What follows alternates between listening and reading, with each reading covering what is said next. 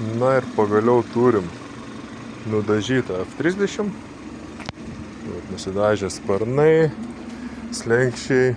Na, čia tiesiog neimkinis slengstis, tai šitas nedažytas. Pasikeis. Šitas sparnas su tokia, grįžau dabar čia kelias šimtus metrų gatvė, gerai, kad nieks nekabino, nes, legalus. Tai nusidažė, atrodo visai dabar jau padoriai, nebe tokia ir šiukšlė. Tai dažė šitas sparnas, duris, sparnas, kapotas iš išorės, iš vidaus. Čia šitas sparno kampas dažės, darės perėjimas. Ir šito sparno čia kampas dažės, kur buvo pažeistas. Tai liko dar kelios duobutės, nes jeigu šitas duobutės būtų reikėjo, naikinti dažymo metu reikėtų dažyti ir dar duris, tai, žodžiu, nuvaryšiosim po to ištiesint. Ir taip pat susieuropina žibintai. Aišku, salonė irgi darbo belenkiek.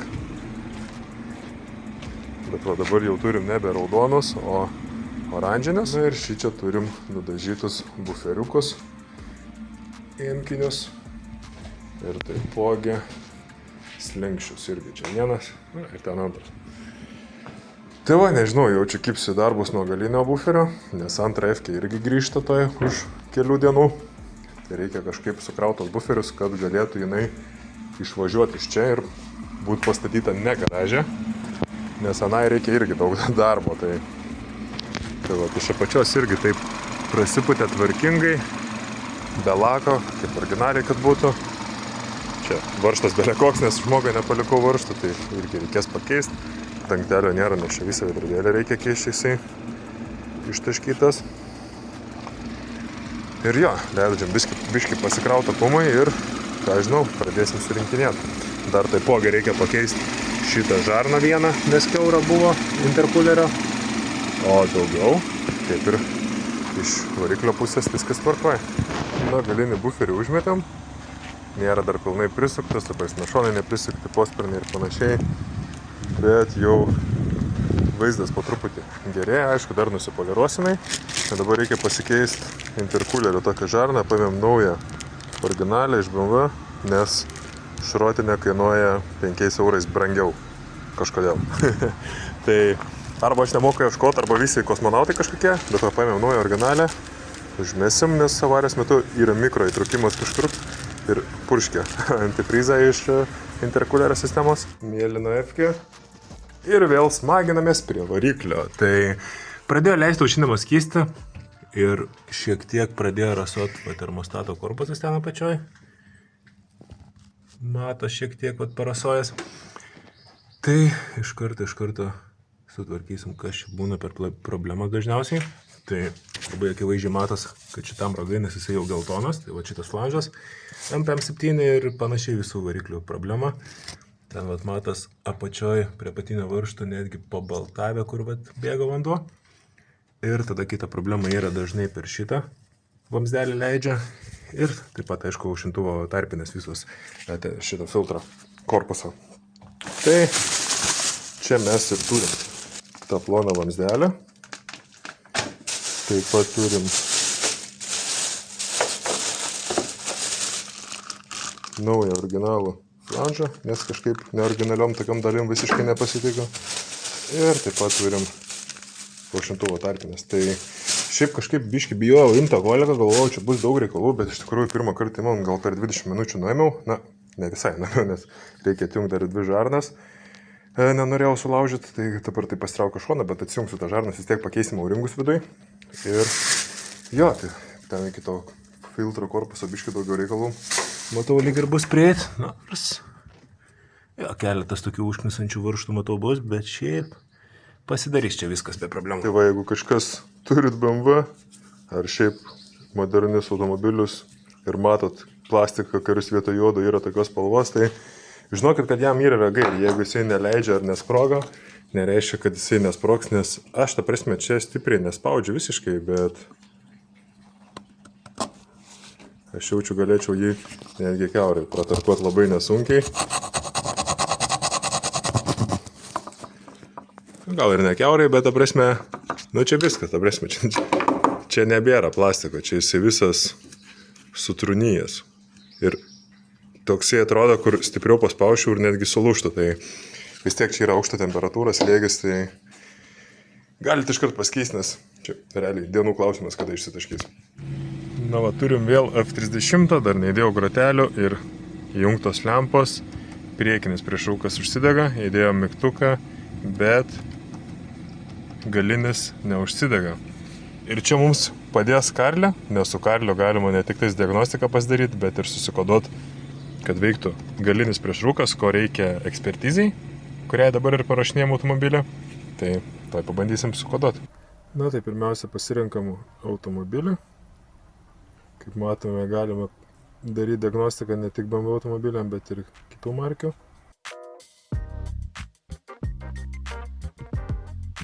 Na tai iškart einam į kodavimą. Pasitikrinam, kurios automobilio blokus galime koduoti. Tai va, tai yra 10 blokų, kuriuos galima koduoti, ko gerokai daugiau negu ant CAM6. Tai eisim į FEM bloką, Front Electronic Control Module ar kažkas tokio. Na ir turim begalės funkcijų, pavyzdžiui, kaip Start Stop Automatically Memory, tai yra šitas dalykas įjungtas. Tai šitas automobilis turi Start Stop sistemą, sustojus prie šviesoforą jis užgesta ir šitą sistemą galima išjungti. Originaliai šitą sistemą automatiškai įsijungia kas kart užvedus automobilį iš naujo, na ir dažniausiai pamiršti išjungti lauk. Tai jo, tai va šitas labai gerai ir tada apačioje turim Rear Fog Lights. Ir šita funkcija išjungta, tai mes ją įjungiam ir sukoduojam. Na ir šitą funkciją sėkmingai susikodavo, dabar galim eiti į Rear Electronic Module, tai galinė šviesos, ten ir visa kita.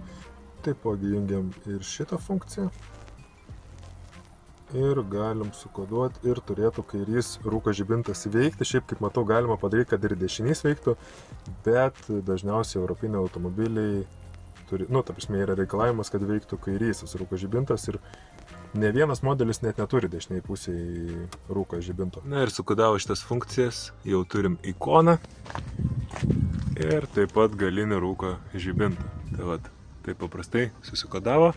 Manau, tie patys ledai yra ir šitoj pusėje, kaip matau. Tai galima sukoduoti, kad ir šitoj pusėje degtų. Tai manau, tą to ir padarysiu. Na ir nuskaitė visus klaidas. Aišku, čia yra tų klaidų ganėtinai nemažai, nes buvo atjungtas ir akumuliatorius ir ganėtinai ilgą laiką netrintos klaidos po to, kai viskas buvo surinkta.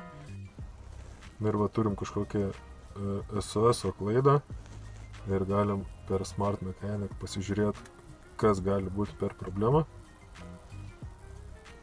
Na ir dar ką galima padaryti su šitą diagnostiką, taip pat galima prisirišti akumuliatorių po pakeitimo. Tai va galima pakeisti, jeigu, pavyzdžiui, pasikeitė akumuliatoriaus tipas, tarkim, iš rūgštinio ten į AGM, ar į FB, ar į ličio akumuliatorių, taip pat jeigu pasikeitė talpa.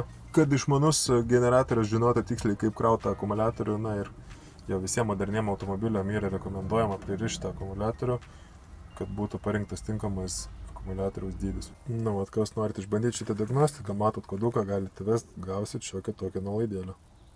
Na tai toliau surinkinėjom mėlyną F30, tai dabar pradėjau dėti atgal lubas, padarė Alcantaros lubas, tai nesitikėjau iš tikrųjų, kad netgi taip gerai atrodys, tokios ypač juodos spalvos, kažkaip galvoju, kad jos bus tokios šviesesnės, tai kol kas įmetus lubas žiauriai gerai atrodo, tai pasigavom gale varžtus, prieki klipsus, prasitraukiam atlaidus visus ir viskas, dabar lieka realiai sudėti viską, pajungti ir viskas, labai greitai čia su lubom. Na ir lubos, jau tas veidrodėlis baigia išpratėti.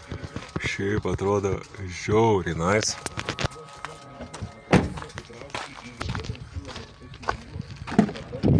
Atrodo žiauriai nice. Iš tikrųjų ir savo automobiliui tikrai dėčiau tokias.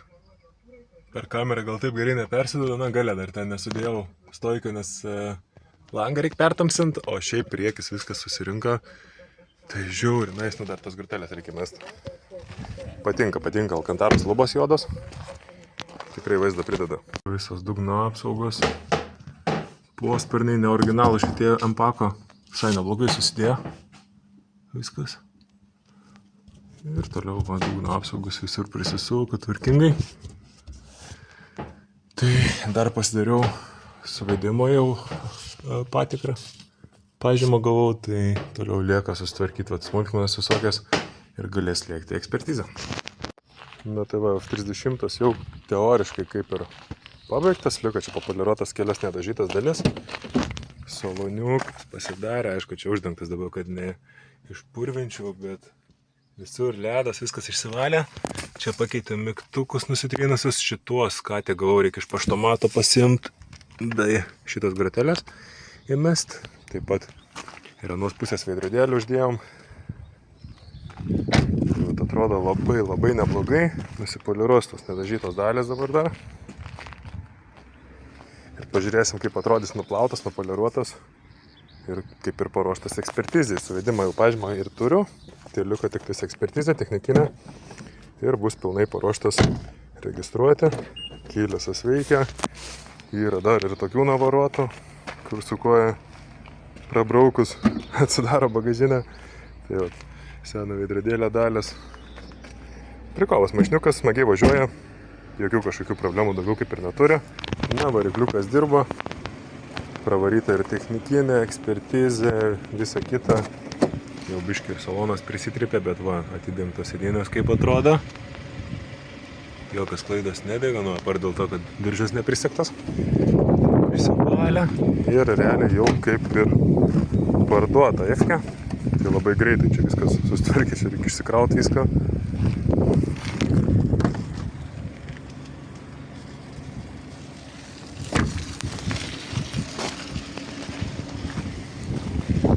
Nu, projektėlis pabaigtas.